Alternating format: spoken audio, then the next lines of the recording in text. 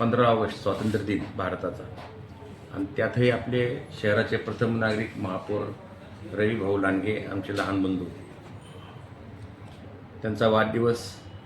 खरं तर मी भाग्यवान ह्यासाठी स्वतःला समजतो की मी 1992 सालापासून आणि त्याही अलीकडं म्हणजे 86 पासून सर्व महापौर मी पाहत आहे. खरं तर प्रत्येकाचे कामाची शैली ही वेगळी असते, आपापल्या पद्धतीने काम करत असतो.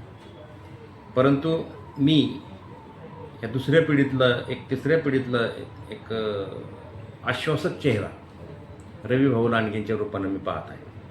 एक महापौराच्या ज्या संपूर्ण एक अपेक्षा असते माणसाला महापौराच्या संदर्भात, आणि एक परिपक्वता जी असते ती का वयाने ती असं काही नसतं. परंतु मी रवी भाऊ लांडगेंकडे पाहिल्यानंतर त्यांचा असलेला आत्मविश्वास, त्यांची असलेली शहराप्रती आस्था, त्यांची सतत स्वप्न पाहणं आणि ती कार्यरत किंवा कार्यरत होण्यासाठीच्या दृष्टिकोनातून पावलं टाकणं, नुसतं स्वप्न पाहणं नाही.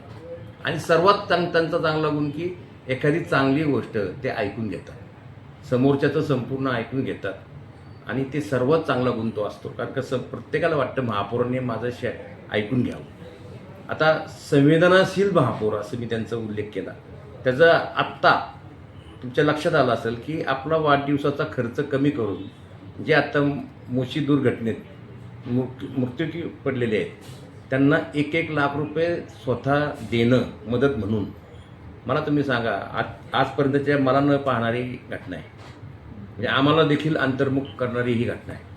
आणि म्हणून मी अशा ह्या महापौरास उदंड आयुष्य लाभो असे शुभ आशीर्वाद देत असताना त्यांच्या आयुष्यातील सर्व महत्त्वाकांक्षा जे काय त्यांची स्वप्न असतील ती पूर्ण हो अशी मोरेचरणी प्रार्थना करतो. त्यांना पुन्हा एकदा शुभ आशीर्वाद.